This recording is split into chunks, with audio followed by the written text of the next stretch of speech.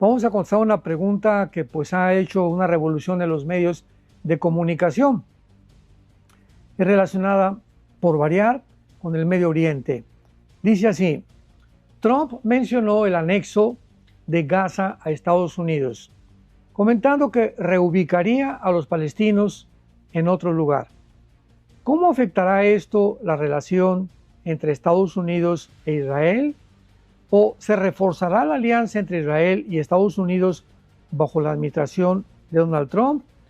Bueno, pues esta pregunta es muy importante porque acabamos de ver de qué forma, después de que un grupo de terroristas llamados Hamas, que idearon invadir la franja de Israel entre Gaza e Israel, que es la franja que se conoce en Israel como los kibbutz, donde habitaban puras familias de civiles, familias con 2 o 3 hijos, con bebés, etcétera, etcétera. Y la masacre que hicieron, ¿verdad? La carnicería y el derramamiento de sangre que hicieron fue terrible. Esto propició que el gobierno de Israel, pues que ninguna nación se va a quedar con los brazos cruzados cuando entran a agredirnos extranjeros, principalmente grupos terroristas. Contestaron, entraron a la ciudad de Gaza y persiguieron al grupo de Hamas, y pues se suscitó una cadena de comentarios que habían cometido genocidio, que estaban a los civiles matándolos, que estaban muriéndose de hambre, tantas mentiras que estaban siendo propagadas por el mismo grupo de Hamas dentro de la ciudad de Gaza. Entonces ahora el presidente Trump, que ha entrado a la administración nueva de Estados Unidos, pues ha decretado, ha dictaminado, cosa que todavía no se llega a un punto oficial, de que Gaza está completamente destruida. Casi habitaban 2 millones de gazaítas o de ciudadanos palestinos ahí. ¿Y de qué forma se le puede ayudar a esa gente? Bueno, pues mientras exista el grupo Hamas o los poquitos que quedan, que todavía mantienen algunos rehenes, nunca se va a poder lograr la paz. ¿Por qué? Porque ellos han jurado en su propia constitución destruir a la nación de Israel. Entonces, ahora se ha propuesto que pues se convierta a Arabia Saudita hace 4 o 5 días. Estamos en la primera semana de marzo del año 2025. Arabia Saudita acaba de proponer de que ellos pueden invertir millones de dólares en Gaza para reconstruirla, para levantar ciudades, hospitales, etcétera, etcétera. Porque ninguna nación quiere aceptar a los palestinos. Esto es muy interesante. Los mismos que se quejan de que Israel los agredió y que están matándolos de hambre y de sed, ni Egipto, ni Jordania, ni Irak, ni Líbano, ninguna nación árabe acepta al pueblo palestino, porque saben lo revoltosos que son, lo revolucionarios que son y que no se van a quedar en paz. Entonces, la relación entre Israel y Estados Unidos se ha estrechado aún más. El mismo ministro Benjamín Netanyahu aprobó la propuesta de Trump y pues él está contento, ¿verdad?, de que puedan ya controlar esta zona marginal que es la que más problemas ha producido a los ciudadanos israelitas, ya que desde 1948 que los judíos regresaron a su tierra, no han dejado por más de 73 años de mandarles cohetes desde Gaza continuamente, y ahora unidos con el grupo terrorista Hezbollah, que también está siendo ya completamente desbaratado por Israel en el Líbano. Así que esto ha reforzado la alianza entre Israel y Estados Unidos bajo la administración del presidente Donald Trump, gracias a Dios.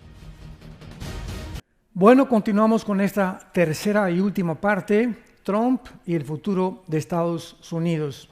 Una serie, se los digo con todo mi corazón, de las más pesadas que me ha puesto Dios para poder transmitir a su pueblo. Una serie importante, una serie durante todos estos meses. Usted no sabe las luchas espirituales que hemos tenido mi esposa y yo. Por cierto, le pido que oren por ella, está bastante enferma. Este lunes le dan resultados, a ver, tiene un problema aquí en el cuello y en fin, ¿verdad? Le hicieron una CT scan, una tomografía, aquí no tiene nada, del exterior no tiene nada, entonces están viendo que ver qué tiene en el cuello. Les pido sus oraciones, por eso no pudo venir Marta. Les manda muchos saludos, besos a todas las mujeres, ¿verdad? Y que puedan todos ustedes abrir su corazón a la palabra de Dios. Pero hemos tenido unas luchas tremendas, no se imaginan, y tal vez por esta serie el diablo está enojadísimo, pero enojadísimo, porque hay una forma en la que él puede mantener a la gente, es en la ignorancia.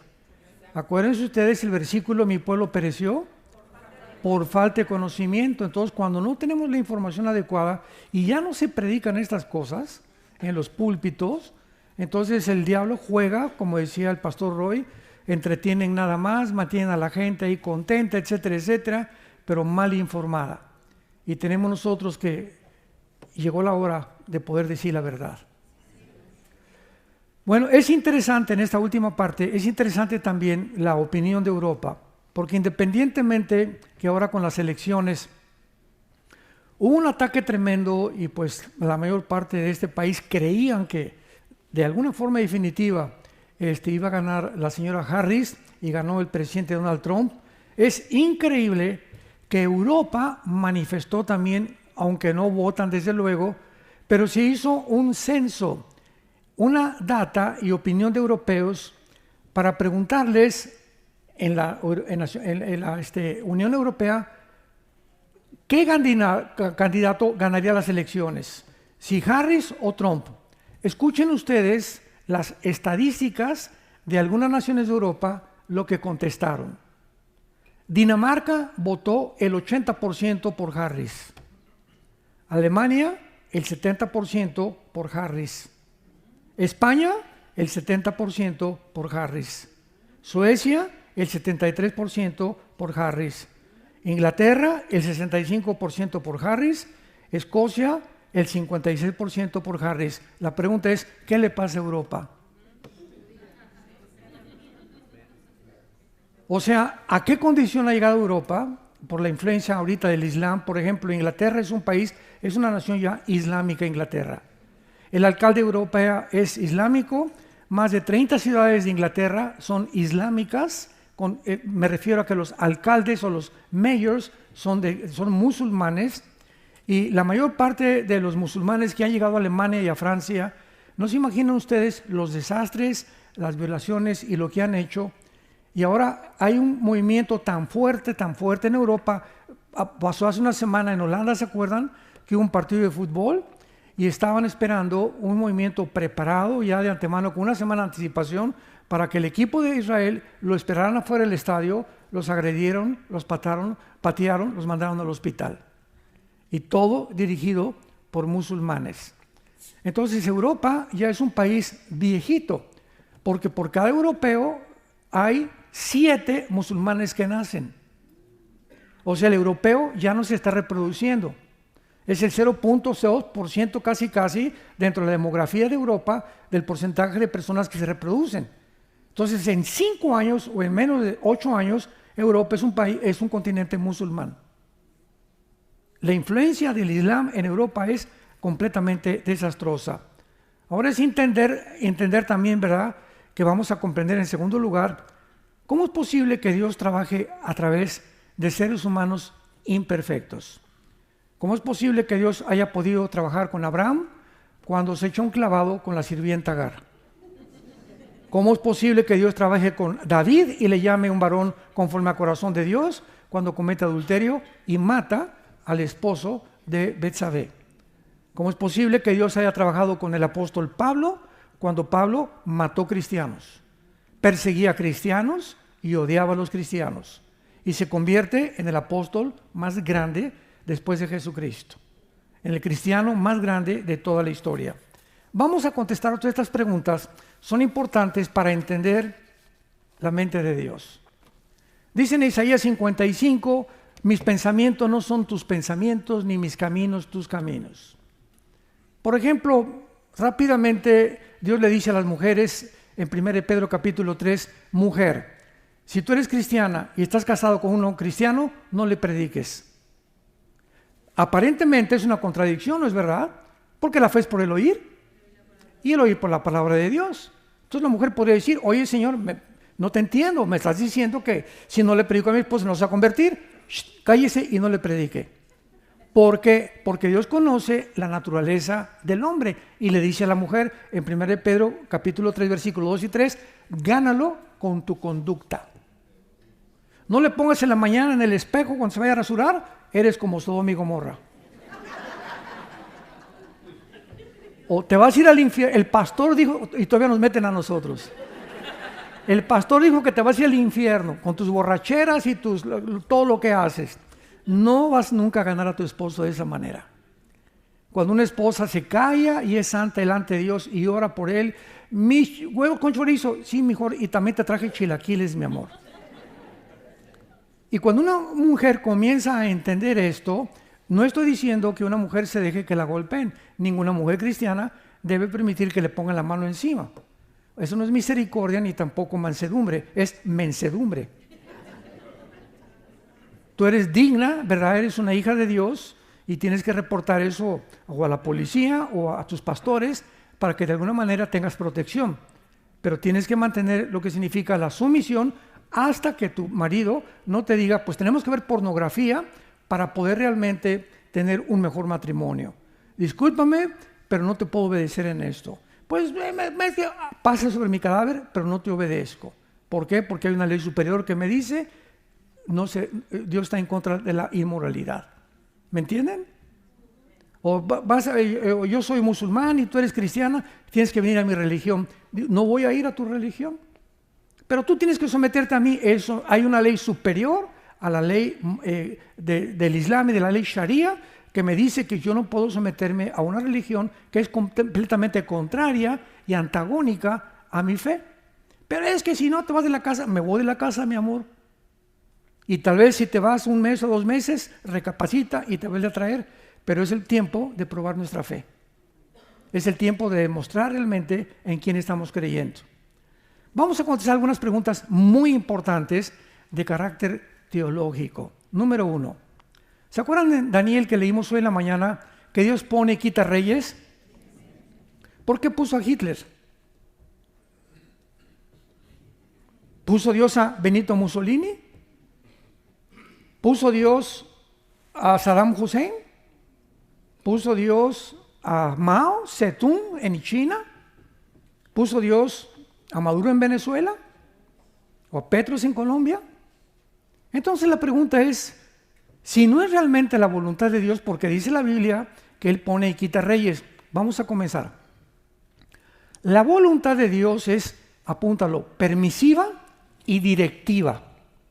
Esto es muy importante.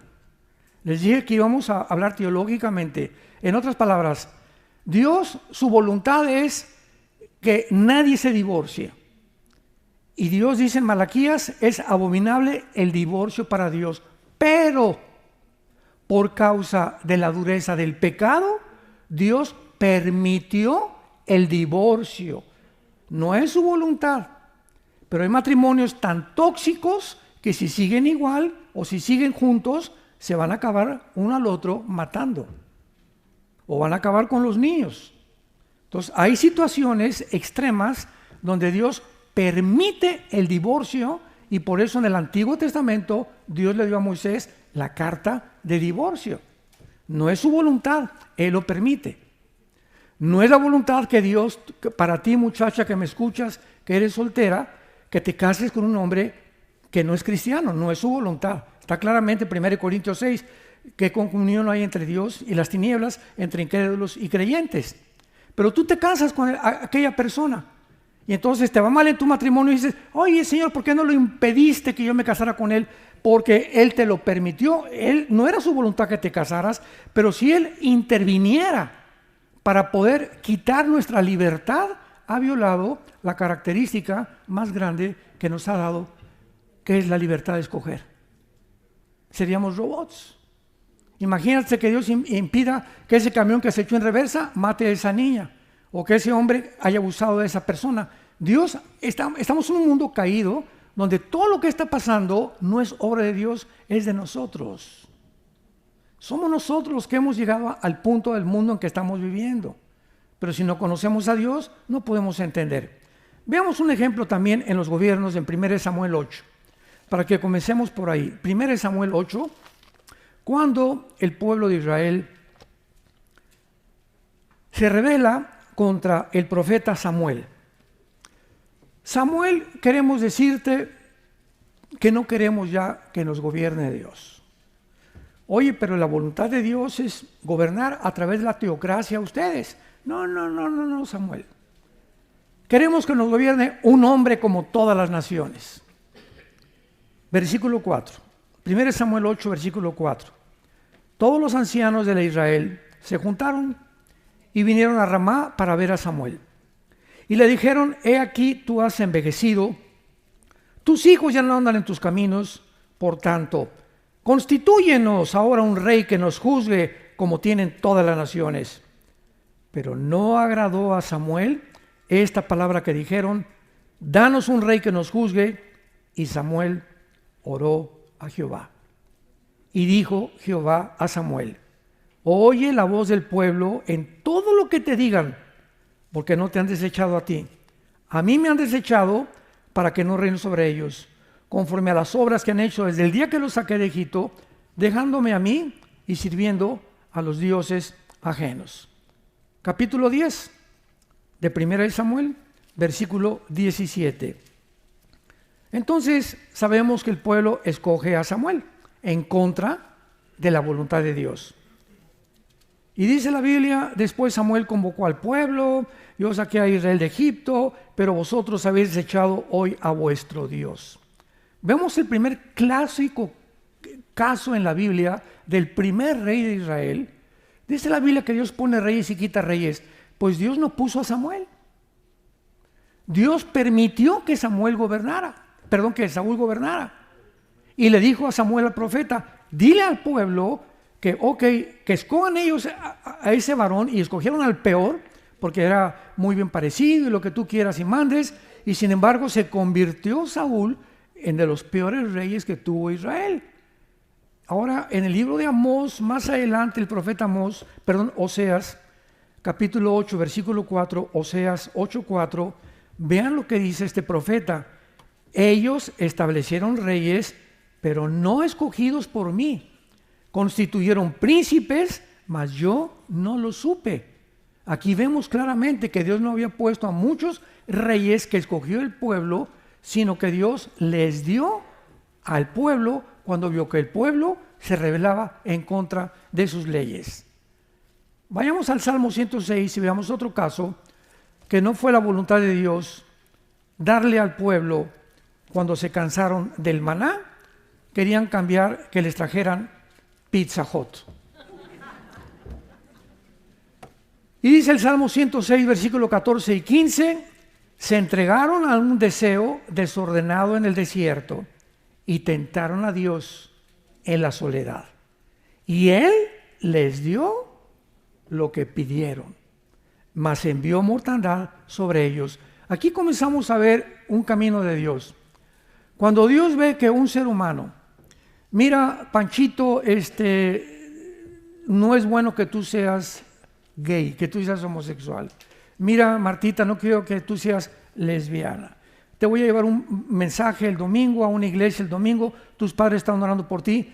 Pero cuando Panchito pasa los 30, 35 años de edad, que es más difícil ya que dejen que no es adicción, ¿verdad? Es un problema de demonios en la mente en la que este muchacho o esta muchacha cayó. Y si el muchacho insiste en eso, entonces la manera de Dios es que entonces lo empuja para que toque fondo. ¿Quieres cambiar de sexo y quieres ser transgénero? No hay ningún problema, vas a acabar quitándote la vida. Dios entrega a los seres humanos o a los gobiernos o a las familias al deseo que insisten en tener cuando hoy le dicen: no gobiernes sobre mi familia. No te quiero en mi vida, no te quiero en mi matrimonio, no te quiero en mi nación. Muy bien, pero nos vemos al final. Prepárate para encontrarte al juicio con Dios. Entonces no es la voluntad de Dios muchas veces que pase lo que sucede, pero Dios, si interviniera, repito, ya no habría libertad en el ser humano.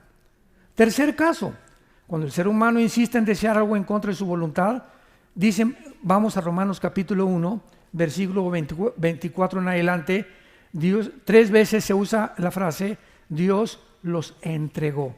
Veamos esto, Romanos 1, 24 al 28. Por lo cual también Dios los entregó. Dios los empuja a la inmundicia, en la concupiscencia de sus corazones, de modo que deshonraron entre sí sus propios cuerpos, ya que cambiaron la verdad de Dios por la mentira, honrando y dando culto a las criaturas antes que al Creador, el cual es bendito por los siglos, por segunda vez. Por eso Dios los entregó, por 2 veces ya van, a sus pasiones vergonzosas. Pues aún sus mujeres cambiaron el uso natural por el que es contra naturaleza, y los hombres también. Dejando el uso natural de la mujer, se encendieron en su lascivia unos con otros, cometiendo hechos vergonzosos, hombres con hombres, y recibiendo en sí mismos la retribución debida a su extravía. Y como ellos no aprobaron tener en cuenta a Dios, en tercer lugar, Dios los entregó a una mente reprobada. ¿Saben qué significa una mente reprobada en el original griego? Una mente reprobada es cuando una persona, cuando un ser humano llega a un punto en su vida en la que ya no discierne entre el bien y entre el mal. Ya no sabe si esto es blanco o es negro. Para él es todo gris. Y cuando una persona ya no discierne y dice, es que yo no soy lo que nací, o yo sé esto, o yo sé aquello, va en contra de la naturaleza, esa persona ya perdió la brújula. Y a lo bueno le llama malo y a lo malo le llama bueno. Pues un día me preguntaban, ¿un día usted iría a alguna boda de gays? Jamás, Dios me libre. Tanto peca el que mata la vaca como el que estira la pata, dice en mi tierra. Entonces yo no voy a participar de las tinieblas, dice en Efesios capítulo 3, no participemos de las tinieblas. Tenemos que distinguir lo que le agrada a Dios y lo que no le agrada a Dios. No voy a agradar a la familia, ni aunque mi hijo o mi hija sean eso, no voy. Mi hijo te voy a seguir amando y mi hija te voy a seguir amando, pero no estoy de acuerdo que participes en estos hechos vergonzosos con tu hombre o con tu mujer.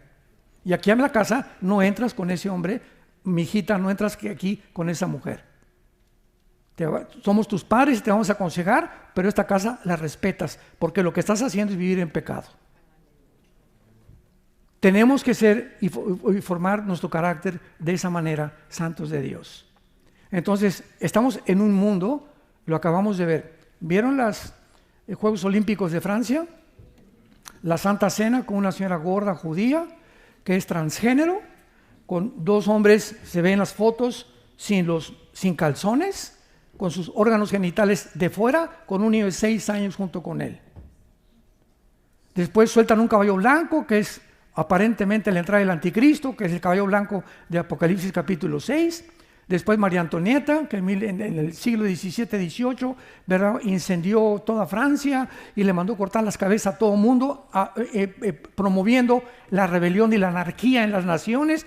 Todo lo que pasó en los Juegos Olímpicos, ni los que lo decidieron, ni los que lo planearon y desarrollaron, sabían lo que estaban haciendo. Eran guiados por demonios. Fue una asquerosidad, una blasfemia contra Dios y contra su Hijo Jesucristo. Y después de que acaban los Juegos los Juegos Olímpicos y todo el endemoniado que hubo ahí, mandan muchas naciones protestas al comité de los Juegos Olímpicos. ¿Saben ustedes lo que contestaron los que planearon y diseñaron estos Juegos Olímpicos? Contestaron, es que el mundo ya no le gusta el arte. Jesús, María y José y el burrito que los acompaña. Es que el mundo ya dejó el arte. Oye, ¿qué tiene que ver eso con los deportistas, por el amor de Dios? O sea, mentes reprobadas, que ya no saben qué es bueno, qué es malo, le llaman a eso. Para ellos es arte. Y quieren hacernos que nosotros aceptemos eso como algo normal. Y cuando comenzamos a aceptar lo que el mundo está alabando y celebrando, los premios Grammy por aquí, por allá, y Hollywood, etc., como algo normal, es cuando caemos nosotros en la misma trampa, y dice uno de los salmos, en la trampa que hicieron cayeron, y en el hoyo que hicieron tropezaron. Y así está el mundo actualmente, completamente desorbitado, ya no distinguen qué es bueno y qué es malo. Ese es el mundo al que hemos llegado. ¿Por qué permitió Dios el mal en el universo? Bueno, Dios está al principio, el Padre, el Hijo y el Espíritu Santo. No hay ángeles, no hay serafines, no hay querubines, no hay nada en el universo. Está nada más Dios. Y en ese momento, Dios, en su primer pensamiento que hubo, estaba la cruz. Antes de que Dios creara cualquier cosa, antes de nosotros y de los ángeles, en su pensamiento y en su propósito había una cruz. Entonces dice Dios, vamos a crear criaturas. Pero esas criaturas que vayamos a crear tienen que tener 3 probabilidades. Una, no vamos a crear nada. No, Dios es Dios, Él no necesita a nadie para ser Dios. No crear nada. Número 2, vamos a crear criaturas que siempre me obedezcan y que no haya el mal en el universo. Y número 3, vamos a tener esta opción. Vamos a crear criaturas que tengan la libertad de escoger entre el bien y entre el mal, entre un camino u otro camino. Pregunta, de esas 3, ¿tú cuál escogerías? Si me dices, pues yo hubiera escogido la primera, que no hubiera creado Dios nada. Filosóficamente no se puede comparar la nada con lo algo. Entonces tú no puedes creer que hubiera sido mejor no haber creado nada. Fue la pregunta que en el libro de Job, capítulo 3, él dijo, ¿por qué no me hiciste un abortivo? ¿Por qué de repente estoy con una familia y me quitas a mis hijos, me quitas mi casa, me quitas todo? Él no podía ver todavía el propósito al final de Dios, y lo que veía con sus ojos, lo que podía percibir Job era, no te entiendo, Señor. Y hasta el capítulo 42 entiende a Dios.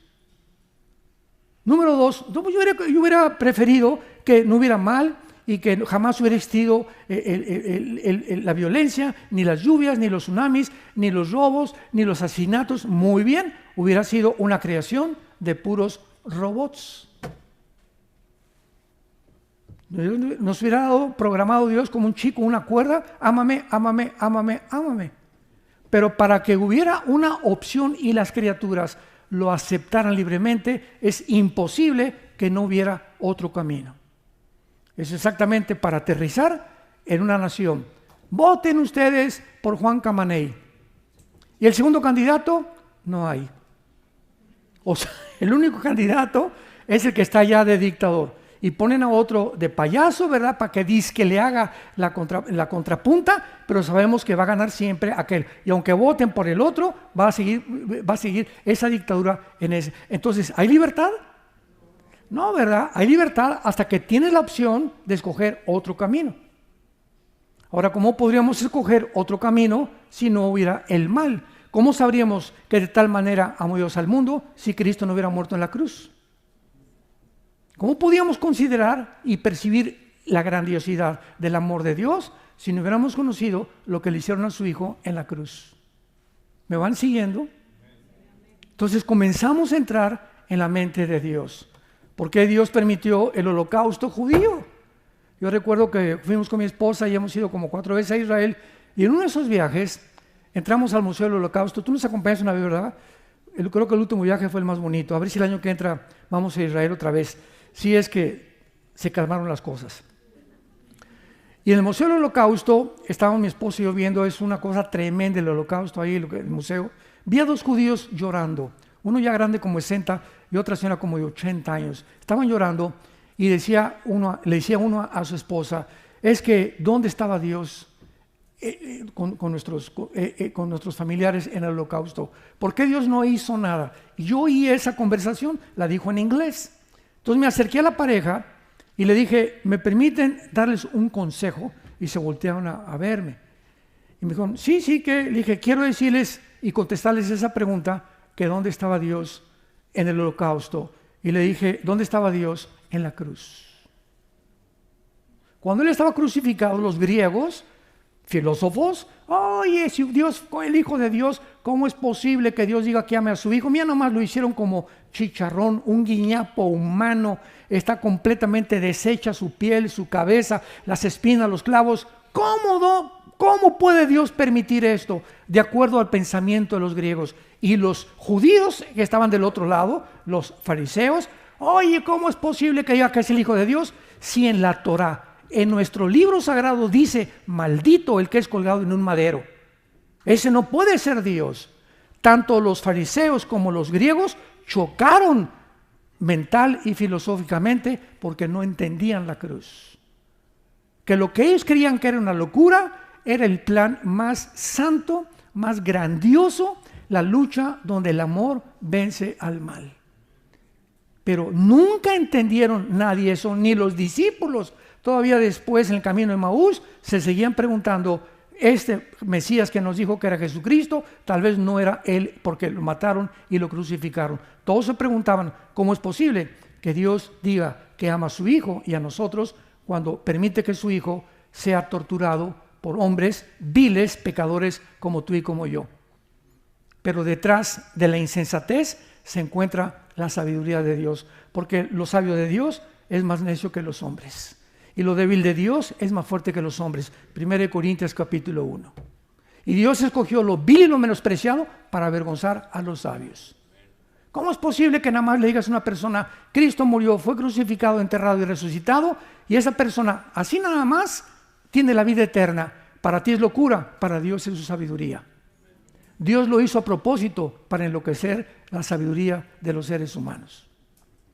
A nosotros nos gusta lo intrincado, y por aquí, y Richard Hawkins, y por acá, y los filósofos, y Laplace, y Carlos Sagan, etcétera, etcétera, y el ateísmo. Y Dios escoge lo más sencillo, las semillitas, un pastor, el pasto, los árboles, para enseñarnos la grandeza de su nombre, la grandeza del universo, y la grandeza para que hasta el agricultor más inculto y el ranchero más inculto y el vaquero más inculto puedan comprender las parábolas de Jesucristo, que para el hombre son locura, y no encuentran el significado detrás de las parábolas más que aquellos que siguen a su Hijo Jesucristo.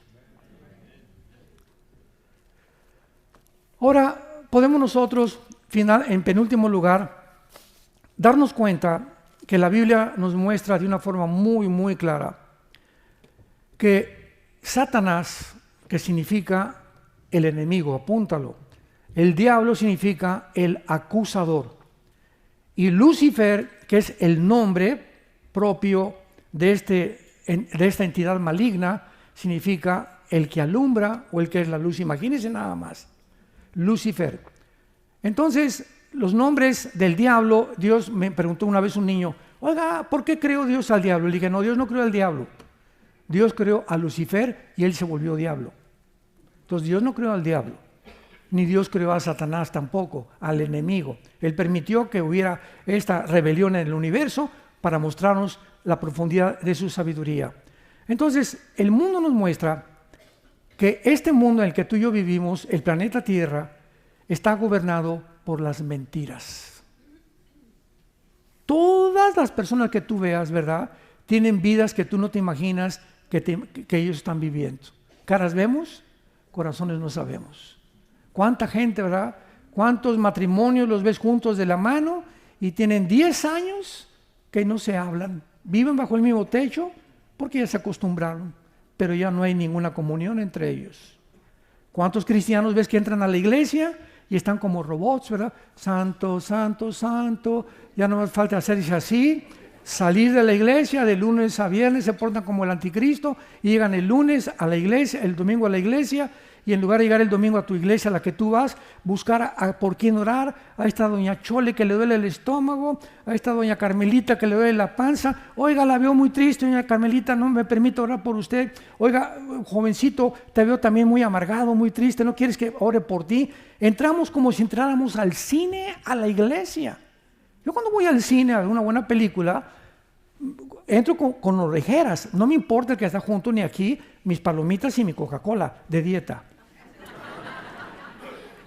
Pero no me importa a nadie, ¿verdad? Porque voy a ver el cine. Entonces, el domingo no es el cine en la iglesia. Tú tienes que entrar el domingo a la iglesia a buscar a quién ayudas. Buscar por quién oras. Buscar caras, a quién está triste, a quién veo por allá. Aquí no los ves, matrimonios que ya no se agarran de la mano ni están abrazados. Tenemos que saber que vivimos para los demás, y mientras más te preocupas por los demás, más felicidad encontrarás en tu vida. Pero es el secreto de la vida, vivir para los demás, vivir para servir y no estar esperando que nos sirvan. Esto es importantísimo. Entonces, veamos el ejemplo, nada más quiero que vean esto, con las preguntas que voy a hacer, de las mentiras que vive el mundo. Número 1, ¿cómo es posible que en el siglo XX hayan creído ciegamente que venimos de Chita? Señores científicos y maestros de universidad que nos visitan, ¿cómo es posible que en el siglo XX se haya asumido y casi hasta dijeron es científico que hayamos venido de la famosa teoría de la evolución, que todo haya provenido de una sola célula? ¿Cómo es posible cuando la biología, los aminoácidos de la vida, que son los ladrillos, han impedido, impiden e impedirán la evolución? Biológicamente, la evolución, ateo que me escuchas, maestro de universidad, es imposible. Físicamente, la segunda ley de la termodinámica tiene un proceso que todo se destruye, todo se oxida, todo se echa a perder, el Sol está perdiendo millones de toneladas de masa. ¿Cuál evolución? No es cierto que haya una evolución en ninguna parte del universo. Todo tiende a un proceso que le llaman la entropía de descomposición.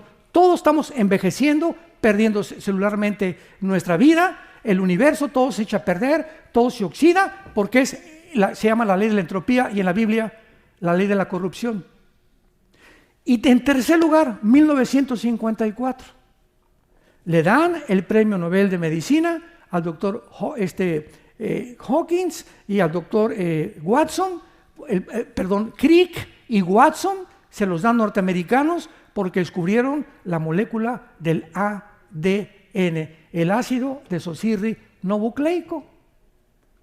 Y cuando descubren el ADN, genéticamente es imposible que el esperma de un chango produzca un perro, que un rinoceronte produzca un camello, que un delfín produzca un tiburón, que un águila produzca a un halcón. La genética y las células con las cuales todo está repartido en el mundo, peces, animales y seres humanos, contradicen y echaron abajo la evolución. En 1956, 2 años después, el 60% de los científicos norteamericanos se convirtieron. Y dijeron, yo no puedo seguir enseñando una mentira. Y todavía en algunas universidades se sigue enseñando que venimos de tu comadre la Chita. Increíble, ¿cómo es posible que lo hayamos aceptado? Número 2, ¿cómo es posible que el mundo siga creyendo que el comunismo-socialismo es la respuesta para la mejor sociedad? Cuando el siglo pasado, 100 millones de personas bajo regímenes como la Unión Soviética, bajo Stalin, murieron 20 millones. En la China, bajo Mao Zedong, 45 millones. En Camboya, bajo Pol Pot, 2 millones. En Corea del Norte, Vietnam, Laos, Etiopía, Afganistán, se demostró su fracaso total. ¿Por qué entonces en el siglo XXI, donde nos encontramos, se vuelve a desenterrar el comunismo y el socialismo, inclusive en este país? Gracias a Dios que ya esto está desapareciendo aquí, pero todo el continente americano, como lo vamos, y el continente europeo, creen que la filosofía, cuando se demostró en 1991, cuando cayó la Unión Soviética, la Unión de Repúblicas Socialistas Soviéticas, Mikhail Gorbachev fue con el Papa Juan Pablo II al Vaticano y le dijo, hemos fracasado, el comunismo no puede funcionar por 2 cosas. Número 1, sacamos a Dios de Rusia, de la Unión Soviética, y número 2, nos aislamos del mundo capitalista. Entonces, si ya se demostró que no es viable, que no funciona, que no puede ser ninguna nación sostenida, ¿por qué hemos regresado a establecer, inclusive en este país, un sistema que está completamente corrompido, donde los gobiernos tienden a poder apoderarse de los medios de comunicación, a apoderarse de las mentes de los seres humanos, a restringir los medios de expresión, donde hemos visto claramente los abusos que hubo? Por eso fracasó, porque hemos desenterrado otra vez, porque no tenemos otra opción. La democracia tampoco funcionó. Decía Winston Churchill, la democracia es un poquito mejor de los gobiernos, pero no hay gobierno perfecto. pero el peor es el comunismo-socialismo, donde esta nación estaba cayendo desde Barack Obama, que fue el que quiso poner un socialismo donde el Estado tenga el control sobre las empresas, se convierte en comunismo, donde viene la expropiación privada. En México, el año que entra, comienzan a expropiar las propiedades, si Dios no lo permite. En tercer lugar, ¿cómo es posible que el mundo haya creído en el nazismo? 85 millones de alemanes, escuchen, 85 millones de alemanes, maestros de escuela, universitarios, médicos, abogados, antropólogos, ciencias políticas y todas las disciplinas académicas que me puedas mencionar. Un pueblo cultísimo, un pueblo intelectual, un pueblo preparado. ¿Cómo es posible que el nazismo los haya engañado? 85 millones de personas. Y que cuando se quita y se cae la cortina del telón, se ve lo que se encontraba detrás.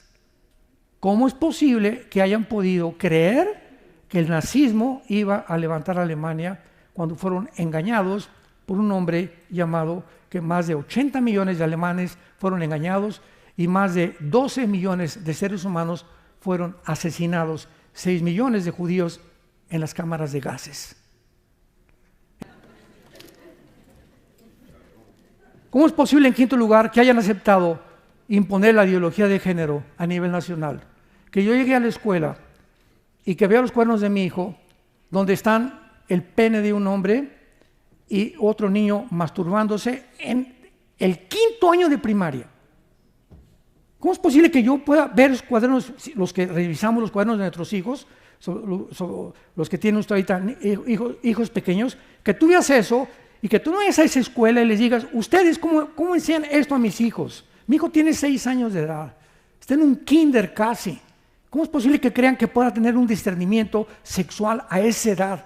Y decirle que si no se siente hombre, que puede decir que es mujer, y que si siente mujer, no les diga a sus papás, porque si les dice a sus papás, entonces no lo podemos operar. Lo mandamos a que le hagan la operación quirúrgica y los papás no se pueden meter.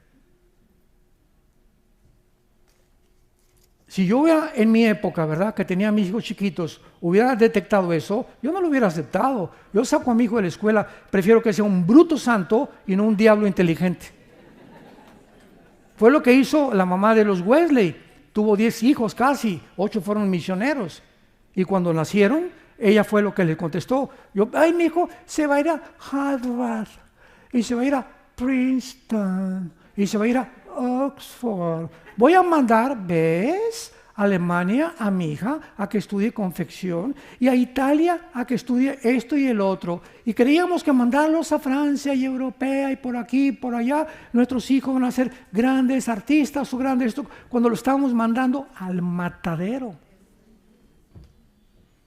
Cuando me decían los padres, voy a mandar a mi hijo a España, voy a mandar eso, aquí, ¿sabes? Prefiero que esté en un hijo y darle yo educación, que lo que llamo, ahorita muchas iglesias están teniendo escuelas privadas, enseñándoles a los niños. Nosotros ya en México estamos en nuestras iglesias y ya tenemos una iglesia, una escuela grande, gracias a Dios, en Querétaro, en Toluca, perdón, y estamos ya diciendo a los padres, saquen a sus niños de las escuelas públicas.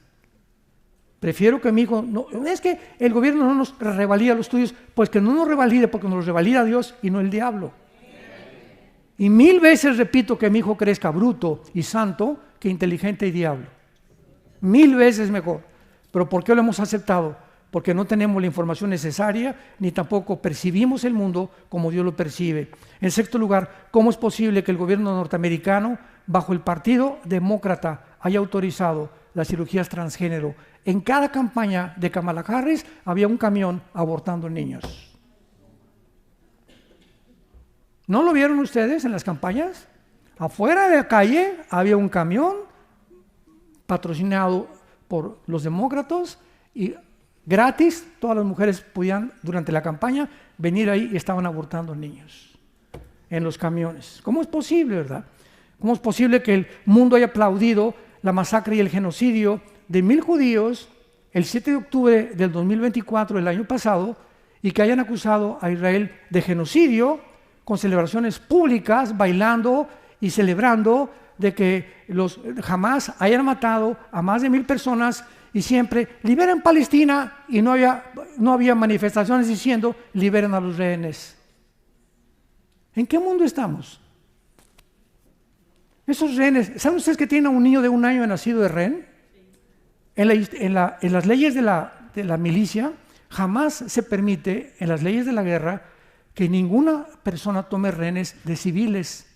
Y esta es la primera vez que lo permiten. Y el Comité Internacional, que ahorita está acusando a Israel de genocidio, no ha acusado a Hamás de genocidio, ni que entraron y mataron civiles y llevaron niños de 10 meses, de 5 años de nacidos, jóvenes de 12, 13 años, muchachas que las violaron a todas, adultos y de la tercera edad, se encuentran como rehenes, todavía más de 50 en la ciudad de Gaza.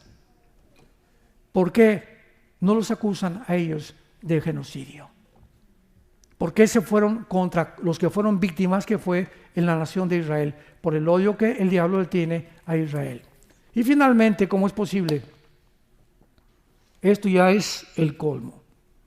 Que las universidades de Columbia en Nueva York, Oxford en Inglaterra, Princeton, Yale, escuchen esto, Harvard, Princeton y Yale, estas 3 universidades que son de las más prestigiadas en este país, ¿saben ustedes quién las fundaron? Pastores. Fueron fundadas Harvard, Princeton y Yale por pastores para entrenar pastores. Y son los baluartes más grandes actualmente de la inmoralidad, del anticristianismo, antifamilia, antimatrimonio, ante todo. Pues los estudiantes de Harvard, de Columbia, de Yale, se levantaron a protestar en las calles para decir, liberen a los palestinos.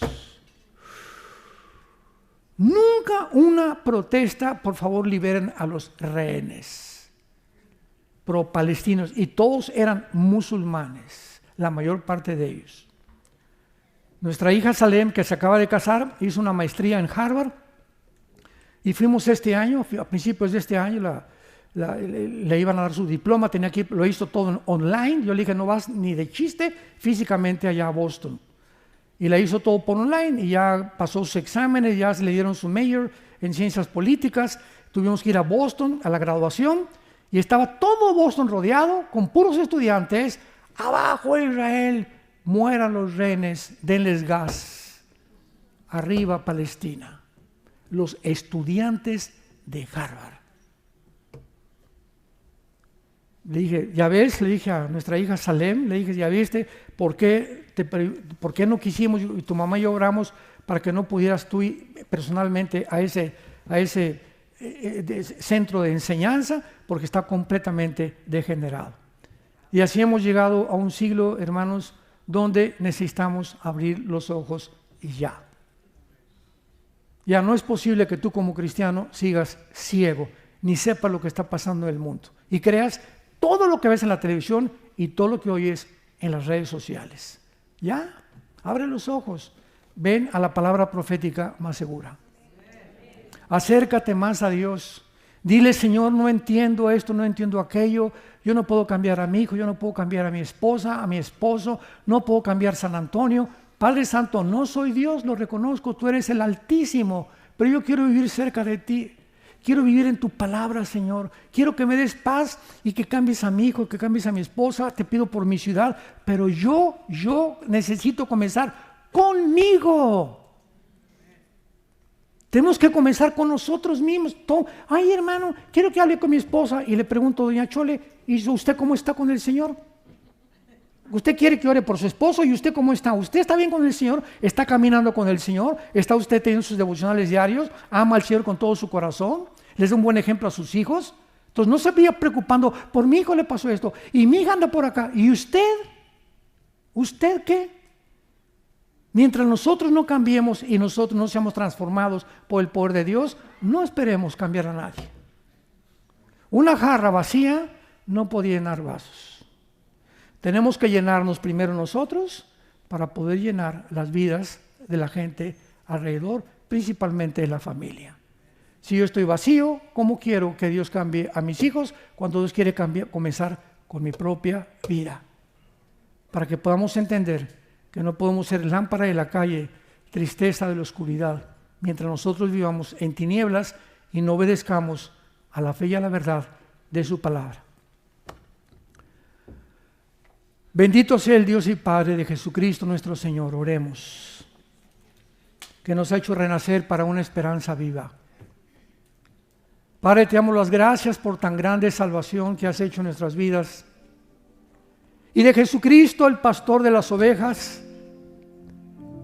por la sangre del pacto sempiterno, que nos ruega ahora hacer las cosas que son agradables delante de Él. Dios te pide en este tiempo que nos encontramos, donde nos está dando un recreo corto tal vez, un respiro, cuando la descomposición de este país estaba a punto ya de oler a podrido, donde ya era una basura el gobierno y la sociedad. Dios en su misericordia, como en el tiempo de los jueces, manda a alguien a levantar los altares derribados por reyes malignos. Toda la historia del Antiguo Testamento son reyes, gobernantes que se levantaron contra Dios. Dios levantaba otro rey que levantara los altares y regresara al pueblo a la adoración del único y verdadero Dios y Padre de Jesucristo nuestro Señor. Dios ha hecho, tenemos que abrir los ojos, Dios ha hecho lo mismo con esta nación, tan grande esta nación, que mandó misioneros al mundo, esta nación que ha sido un faro de luz por casi 75 años. Esta nación que ha permanecido fiel en la palabra y en la Biblia, donde antes se leía la Biblia en todas las escuelas, donde las familias tenían conceptos y valores judeocristianos, y vinieron gobernantes a derribar todos esos altares, y viene Dios en su grande misericordia a levantarlos otra vez. Abramos nuestros ojos y veamos lo que Dios está haciendo y digámosle: bendice alma mía Jehová. No te olvides de ninguno de sus beneficios. Él es el que sacia de bien tu boca, el que te corona de favores y misericordias, el que nos sana todas nuestras dolencias, el que pone nuestros pies sobre la peña. Esperanza mía, castillo mío, mi Dios, en quien confiaré. El que nos libra del lazo, el cazador de la peste destructora, porque hemos confiado en Él. Y porque todos los que confiamos en Él, porque le conocemos y porque sabemos que Él es bueno y quiere lo mejor para nosotros, mientras nosotros le obedezcamos, porque en la obediencia está el secreto de la bendición. Gracias, Padre, por tu palabra en estos días. Llénanos de tu espíritu. Discernamos, por favor, te lo pedimos con todo el corazón, lo que pasa en el mundo para ayudar a la gente a nuestro alrededor. Te pedimos por el presidente Donald Trump. Te pedimos, Señor, solo tú conoces su corazón, por su salvación, su familia, sus hijos, nietos. Te pedimos también, Señor, por Joe Biden, donde quiera que él se encuentre, por Jill, su esposa. Te pedimos por Kamala Harris también, Padre, que ellos puedan, nunca es tarde mientras tienen vida, acercarse y descubrir que tú existes y que puedan arrepentirse de todas las males y la maldad que tuvieron en su corazón, porque tú eres un Dios misericordioso, que para eso viniste, a buscar pecadores y salvarlos como nos salvaste a nosotros en el pasado. En el nombre de Jesús, amén.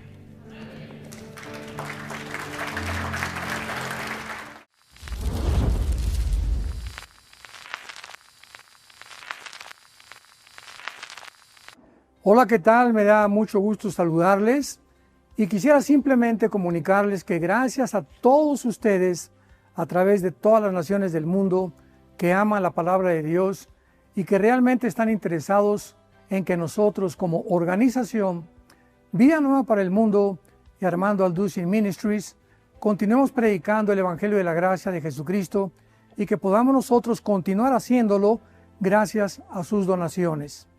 Este año cumplimos 46 años de ministerio, 46 años donde hemos predicado, hemos enseñado, hemos tenido seminarios y de diferentes formas de estudios bíblicos alrededor del mundo, y hemos pensado y considerado de una forma fiel el Evangelio de la sana doctrina de Jesucristo. Nosotros, con todas estas donaciones, tenemos que sostener pastores, misioneros, obras, equipos de televisión, y aún continuamos buscando la manera de poder elevar este ministerio. Hasta este momento quiero que ustedes estén enterados que no tenemos una sola propiedad como organización, y así hemos trabajado durante 46 años porque le damos la importancia a la evangelización, a las misiones y también a los hombres de Dios para levantar más pastores. Le damos las gracias y que pueda Dios con su gracia tocar sus corazones y que puedan ustedes invertir en un terreno donde es fructífero, porque creemos que ha producido bastante buen fruto para la gloria de Dios. Gracias, muchas gracias por sus aportaciones y por las donaciones que sabemos ustedes continuarán haciendo para que podamos continuar siendo fieles en la predicación del Evangelio de la gracia de Dios. Que Dios les bendiga.